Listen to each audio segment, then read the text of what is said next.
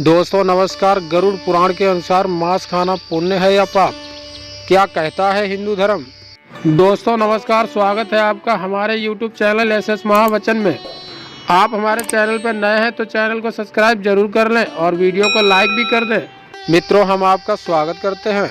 वैसे तो भोजन में हम क्या खाएं और क्या नहीं खाना चाहिए, ये लोगों का व्यक्तित्व फैसला करता है। लेकिन यहाँ कुछ लोग हिंदू धर्म में मांसाहार को निषिद्ध मानते हैं। वहीं उनमें से कई लोग मांसाहार को काटकर और मारकर खाते हैं। आज भी ये कार्य हमें कई जगहों पर मिलता है। एक और मांसाहार का ग्रहण करने वाले लोग शाकाहारी खाने वाले लोगों को कहते हैं घास फूस वाले लोग हैं, और दूसरी ओर देखें तो शाकाहारी खाने वाले लोग वह मांसाहारी खाने वाले लोगों को जानवर पर अत्याचार करने वाले लोग मानते हैं। लेकिन मित्रों, आप आंख बंद कर आप किसी बात को आपको मानना नहीं है, और ये लक्षण विद्वान लोगों के ये लक्षण नहीं होना चाहिए। इसीलिए दोस्तों जानते हैं कि हिंदू धर्म ग्रंथों में शाकाहारी और मांसाहारी उन दोनों में कौन सा आहार उत्तम माना गया है। हिंदू धर्म में मांस खाना मना है कि नहीं, इस बात को लेकर कई लोगों के मन में शंका होती है। इसका कारण कुछ लोगों के मन में वेदों के विषण कुछ प्रकारिक शंका पैदा होती है, जिनकी वजह से वह समझते हैं कि वेदों में मांसाहार का विधान लिखा हुआ है। लेकिन मित्रों, यह आपका भ्रम है। वेद और पुराण हिंदू धर्म के मुख्य ग्रंथ हैं, जिसमें वेदों का सार उपनिषद है और उपनिषदों का सार श्रीमद् भागवत गीता है। वेदों में पशु हत्या पाप माना गया है और मांस खाने के संबंध में स्पष्ट किया गया है कि मांस नहीं खाना है। इतना ही नहीं, बल्कि कुछ प्राणियों के मांस खाने का उपचार भी इसमें लिखा गया है। यजुर्वेद में कहा गया है कि मनुष्यों को परमात्मा को सभी की गई रचनाओं से मनुष्य को अपना आत्मसम्मान मानना चाहिए। जैसे अपनों को चाहते हैं वैसे ही दूसरों का हित करना चाहिए, और जिस तरह आप अपना बहुत अच्छी तरह से अपना ख्याल रख पाते हो, वैसा ही हमें दूसरे प्राणी और जीव जंतु का ख्याल रखना चाहिए। वैसे ही अर्थवेद में कहा गया है कि ये मनुष्य, तुम चावल गेहूं दाल आदि आहार के रूप में तुम ग्रहण करते हो, वही तुम्हारे लिए वही उत्तम माना गया है। तुम कभी भी नर या प्राणी का हिंसा मत करो। वही बात ऋग्वेद में बताई गई है कि गाय जगत की माता है और उनकी रक्षा करने की ही सामाजिक उन्नति है। मनुष्य को समान सभी प्राणियों की रक्षा अपने जीवन से ज्यादा करनी चाहिए। इस भागवत गीता में मांस खाने नहीं आया, खाने की वजह की बात आए 3 चरणों में उस बात को विभाजित किया गया है, जिसमें सत्व, रज और तामस को इन तीनों में मांस का उल्लेख किया गया है। गीता के अनुसार अन्न से ही आपके मन के विचार बनते हैं। जो मनुष्य सात्विक का भोजन करता है उसकी सोच भी सात्विक रहती है। मांस और मदिरा की जैसी चीजें तामसिक भोजन कहा जाता है। इस तरह का भोजन करने वाले लोग अक्सर कुकर्मी, रोगी, दरिद्री की तरह रहना, दुखी और सदैव के लिए आलसी बन जाते हैं। गीता के अनुसार सात्विक भोजन करने वाले लोगों की उम्र बढ़ती है और उसकी आयु को लंबा कर देता है, और उनके मन को स्वस्थ और तंदुरुस्त रखने के लिए बहुत ही अच्छा होता है, जिस कारण वह बल, बुद्धि और आयु को बढ़ने में हमें इन हिंदुओं की तरह हमें शाकाहारी का भोजन खाना चाहिए। ठीक वैसे ही गरुड़ पुराण में बताया गया है कि जिसमें हमें श्री कृष्ण की एक कथा का वर्णन मिलता है। गरुड़ पुराण अनुसार इस कथा अनुसार बचपन में एक दिन श्री कृष्ण तब यमुना किनारे पर पाई पेड़ के नीचे एक दिन बांसुरी बजा रहे थे। ठीक उसी समय पर उनके पास एक हिरन दौड़ता हुआ आया और उनके पीछे जाकर वह छुप गया। तब हिरन बहुत डरा हुआ था। तब श्री कृष्ण ने हिरन के माथा पर हाथ हिलाया और तब हिरन को पूछा, क्या बात है हिरन, तुम बड़ा घबराकर यहाँ पर आ गए। तभी वहाँ पर एक शिकारी वहाँ आ गया। तब शिकारी बोला कि ये मेरा शिकार है, तुम मुझे दे दो। तब भगवान श्री कृष्ण बोले, हर जीवित प्राणी पर सबसे पहले उनका हक होता है, ना कि किसी और का हक होता है। यह बात सुनकर शिकारी को बड़ा ही क्रोध आ गया। उस शिकारी ने गरजते हुए कहा, भगवान कृष्ण को ये मेरा शिकार है जिसे मैं पकाकर खाऊंगा। यह बात छोड़ो तुम्हारा, तुम मुझे ज्ञान मत दो।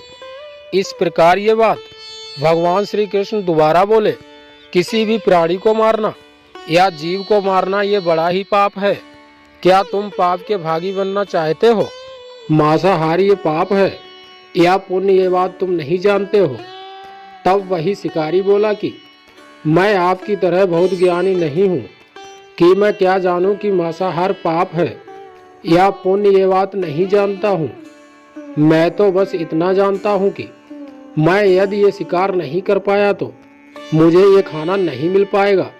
मैं इस हिरण को इस जीवन से मुक्त करने में तो पुण्य ही कमा रहा हूँ। फिर आप क्यों मुझे इस पुण्य को कमाने से मुझे रोक रहे हो? जहाँ तक मैं सुना हूँ कि जीव हत्या तो शास्त्रों में उसका उल्लेख किया गया है। तब राजा भी शिकार करते थे, तब ये पाप नहीं कहलाता था। और इस पाप का मैं ही क्यों अब भोगी बनूं, बताओ तुम। तब शिकारी श्री कृष्ण से पूछा कि अब आप ही बताइए। तब शिकारी की बात सुनकर भगवान श्री कृष्ण को लगा कि ये शिकारी मांस खाकर अपनी बुद्धि नष्ट कर बैठा। इसके अंदर सोचने और विचार करने वाले भी विचार उसके अंदर नहीं, बल्कि ये बात को पूरा समझता ही नहीं है। इसलिए इस शिकारी की ये बात अच्छी तरह समझाई। तब भगवान श्री कृष्ण को एक कथा सुनते हैं कि एक बार मगध में अकाल मृत्यु की वजह से खेतों में अन्न का उत्पादन कम हो गया था। तब वहां के राजा बहुत चिंता करने लगे और मन में सोचते रहे कि इस समस्या का निदान योग नीति से नहीं हुआ है तो ये कोठार के बाहर हुए अनाज भी कम हो जाएगा और इसके बाद और भी संकट बढ़ जाएगा।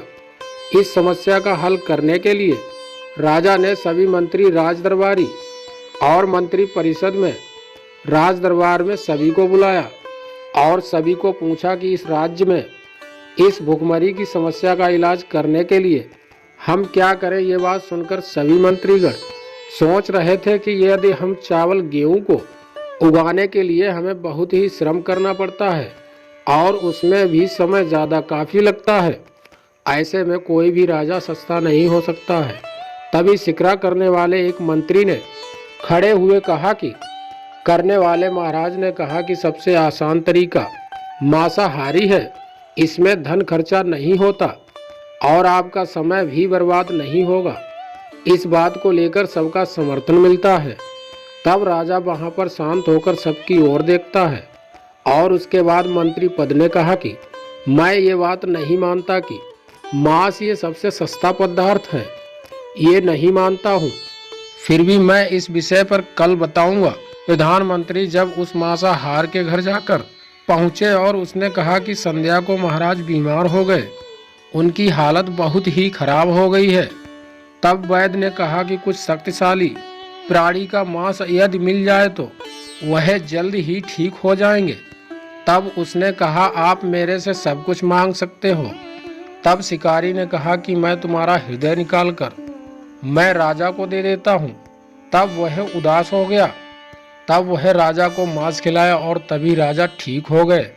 इस कारण वह खुश हो गया, जिस कारण वह शिकारी को अंदर ही बड़ा प्रभाव लगा और कहने लगा आज ही मांस खाना छोड़ दूंगा।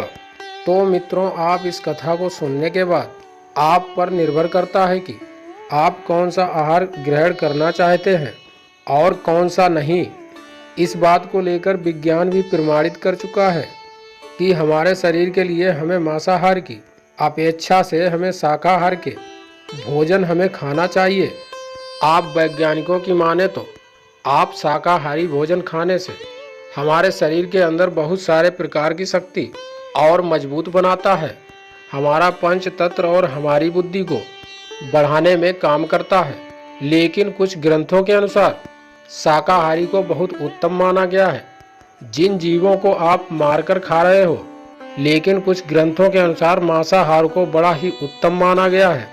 जिन जीवों को आप मारकर खा रहे हो उन्हें पाने प्राण बचाने के लिए अवसर भी नहीं मिलता है। जिस तरह हम प्राणियों का शिकार करते हैं, तो हमें इस जन्म क्या दूसरे जन्म में भी ये मनुष्य का अवतार नहीं मिलता। तो मित्रों, हम आपसे उम्मीद करता हूँ कहीं भ्रम आपके टूटे होंगे।